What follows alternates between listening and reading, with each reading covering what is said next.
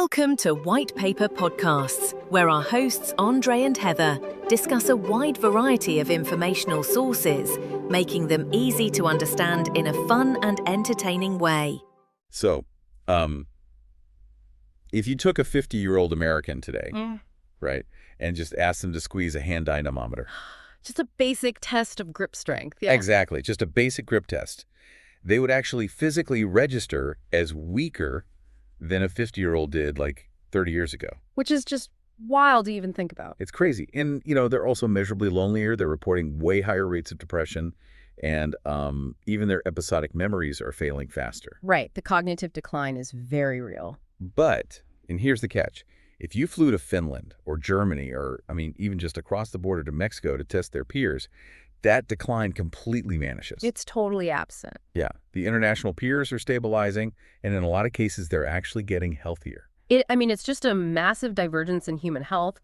We're looking at this landmark study led by psychologist Frank J. Inferna at Arizona State University, and his team basically analyzed decades of survey data spanning 17 different countries. Wow, 17 countries. Yeah, a huge data set. And they zeroed in on adults born in the 1960s and early 1970s, so Generation X, basically. Right, people who are, in their late 40s to mid-60s right now. Exactly. And what they found, it really challenges the fundamental assumptions we make about the American dream, about ambition, and honestly, what it physically costs to just survive in the modern U.S. economy. And that is exactly the core of our mission for this deep dive today. We are unpacking a whole stack of reporting from Science Daily, SciTech Daily, VC, ZME Science, and Newswise to figure out why exactly midlife in America is actively breaking people down. Because it is a systemic breakdown. It really is. And, if you're listening to this, you're probably someone who wants to cut through all the noise. You want the aha moments, right? You don't just want the statistics, you want the why.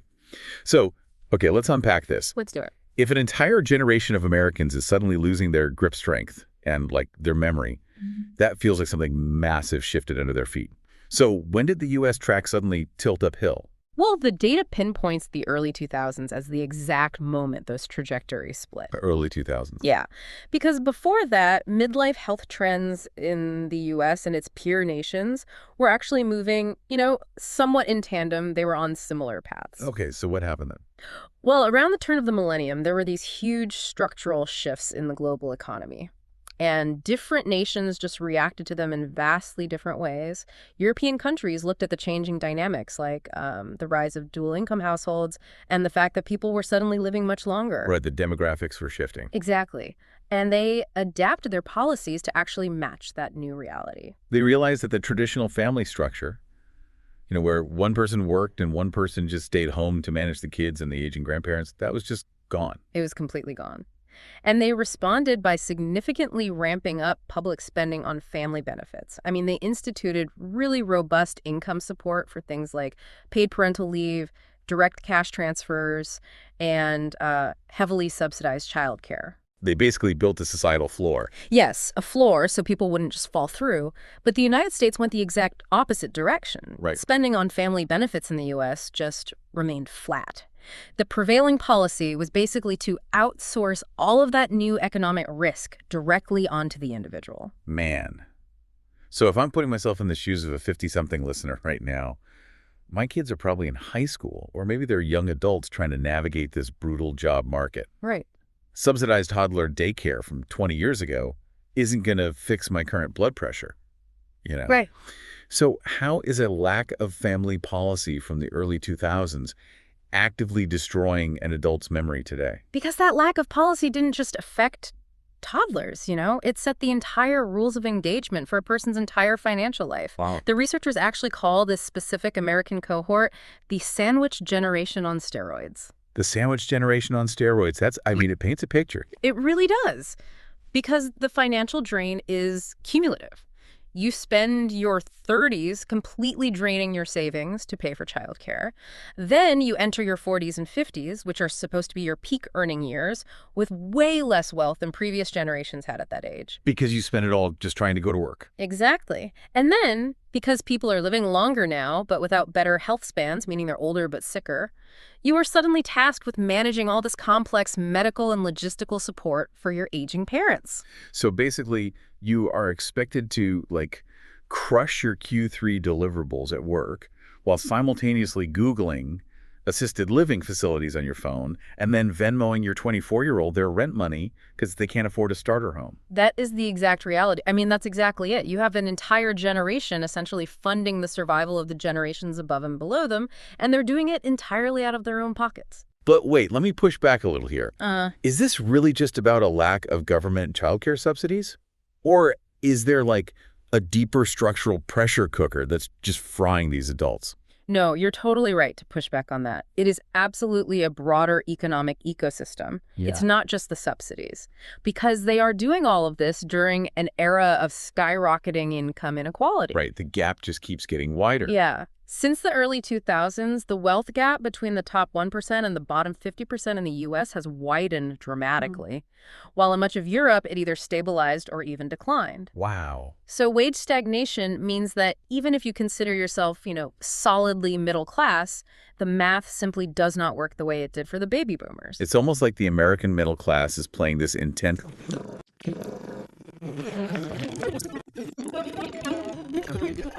calories and bigger houses than a lot of Europe, sure. But there is absolutely no structural support around the tower. None at all. So one block gets pulled out like a surprise ER visit, or an aging parent suddenly needing memory care, or a layoff and the entire tower just collapses. Whereas the European system, they might build a shorter tower, but it's cemented together. That Jenga analogy gets right to the heart of the uniquely American vulnerability, which is healthcare. Oh yeah, healthcare.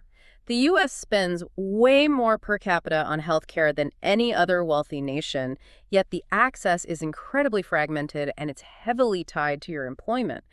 The study really highlights how out-of-pocket medical costs create this constant, low-level hum of anxiety for middle-aged Americans. You're basically living one bad medical diagnosis away from bankruptcy, no matter what neighborhood you live in. Exactly. And that fear, it actively changes behavior. The sources show that these out-of-pocket costs actively deter people from seeking preventive care. Because they don't want to pay the copay. Right. You wait until something is a massive five-alarm crisis because you are terrified of the deductible. And this leads directly to a population that is sicker and just burdened by massive medical debt. Which is crazy. And that concept, medical debt, it is virtually non-existent for a 50-year-old living in Germany or Finland. So if you're listening to this, you might be thinking, well, I can weather the financial storm because I work hard and I'm fiercely independent. You probably moved away from your hometown for a better job or just a better life. Yeah. And you view that as ambition. We're totally conditioned to view it that way. Yeah. So it's deeply, deeply uncomfortable to hear that the very ambition you were praised for is the exact same thing, quietly erasing your safety net. The cultural data is incredibly stark on this point. I mean, Americans are highly geographically mobile. We celebrate the idea of, packing up and moving across the country to climb the corporate ladder. Right. It's the classic American success story. It is. But we pay a massive physiological bill for that mobility in midlife. When you live 500 miles away from your parents or your siblings, you completely sever your informal caregiving network. Yeah, you lose your backup. You lose the people who might help navigate an elderly parent's doctor appointments or even just come over to help fix a leaky roof. You are entirely on your own. And the data backs this up, right? The Centers for Disease Control and Prevention data in the sources actually mentions this massive demographic shift. Over 32% of adults aged 45 to 64 in the U.S. are currently living alone. 32%? That is a third of the middle-aged population navigating this exact pressure cooker completely solo. And it's the highest rate of solo living in a century. Humans are simply not biologically designed to shoulder that level of logistical and emotional burden in total isolation. So what does this all mean? It's like building a beautiful house on an isolated island. It sounds great, it looks great on Instagram, until a huge storm hits and you realize you have zero neighbors to help you rebuild the roof. That's exactly what it's like. But see, I always thought there was an escape hatch to all of this. The classic American promise was always education. Ah, the education shield. Right. You get the degrees, you secure the nice white-collar job, and you are essentially insulated from this kind of societal decline. I really thought this kind of severe health collapse was mostly hitting like blue-collar towns whose industries left. Are you saying this is hitting the highly educated white-collar suburbs too? Yes. And here's where it gets really interesting and honestly pretty chilling. Historically, across sociology and economics, higher education was the ultimate protective shield. Right, that's what we were always taught. More education correlated really strongly with better physical health and much sharper cognitive outcomes in later life. As populations get more educated, their cognitive outcomes usually improve. And that historical trend, it actually still holds true in Europe. But not here. Not anymore. The researchers discovered that despite rising levels of educational attainment among Americans, we are more educated than ever, this middle-aged cohort is showing a marked decline in episodic memory. Wait, their memory's getting worse despite having more degrees. Exactly. The protective effect of a university degree is completely breaking down under the weight of the American economic ecosystem. The VICE article actually explicitly connects this to the deaths of despair framework, which was originally pioneered by economists Anne Case and Angus Deaton. Oh, right, the deaths of despair. That was the framework looking at how loss of economic status and social connection led to massive spikes in mortality, right? Yes, exactly. Initially, economists observed that this despair was really localized in working-class demographics facing, deindustrialization, factories closing, that sort of thing. Right. But what Inferna's study reveals is that this precarity has totally breached the walls of the educated middle class. Dr. Inferna states explicitly that education is becoming less protective against memory decline, loneliness, and depressive symptoms. Wait, I need to pause here because this is huge. Yeah. How does a bank account or like a lack of paid leave actually destroy a person's memory? How does chronic financial and social stress become so biologically powerful that it literally erodes the brain of someone with a master's degree? It sounds like science fiction, but to understand it, you really have to look at the mechanisms of the human threat response. Okay, lay it on me. So imagine you are being chased by a predator. Your adrenal glands instantly flood your system with cortisol and adrenaline. Your heart rate spikes. Your blood vessels constrict to push blood to your major muscles.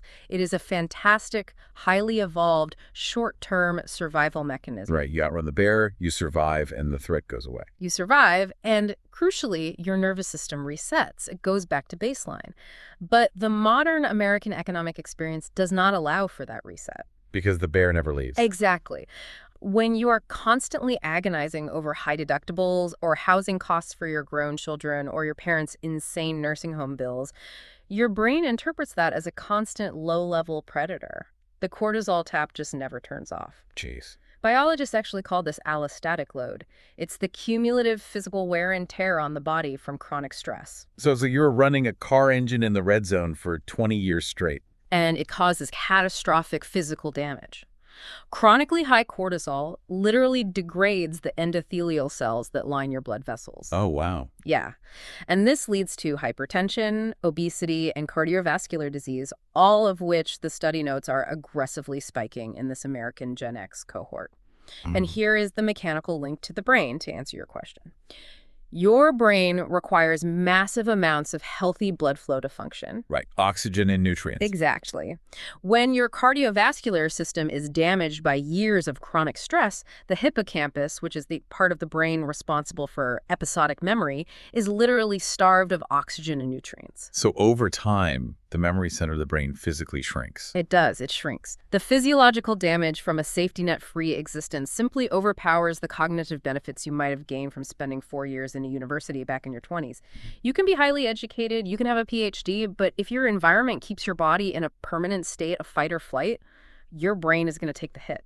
The education just doesn't matter if the ecosystem is actively poisoning you. Right. It's just outmatched. Wow. And I think that brings us to the hardest part of this deep dive, because the researchers are very clear about one thing. This decline is not biologically inevitable. It's not like human beings born in the 1960s and 70s are somehow genetically predisposed to weaker grip strength and memory loss. Definitely not. We know for a fact it isn't genetic because the Europeans of the exact same age are not experiencing it. Right. This is the direct result of political and social structures. And because it is structural, it means there are actual mechanical solutions. Okay, good. Some hope. Yeah, the data points to interventions on 2 distinct levels. There's the upstream, policy level, and the downstream, individual level. Okay, but let's be real. Waiting for the entire U.S. federal government to suddenly adopt Scandinavian social policies feels like waiting for a train that is literally never going to arrive. It is a massive ship to turn, I agree. But we actually have data from within the United States that proves the concept works right here at home. Oh, really? At the state level? Yes. Research shows that U.S. states that have independently adopted more progressive, European-style policies, things like localized paid family leave, expanded healthcare access, stronger labor protections, they already show longer life expectancies for their residents compared to states that haven't done those things. That makes total sense. When you build a floor under people, they just do not fall as far. They live longer, and their cognitive health remains intact much longer. Which is absolutely great if you live in one of those states. But, you can't just snap your fingers and rewrite your state legislature by tomorrow morning. No, you can't. You have to wake up and live in the reality of today.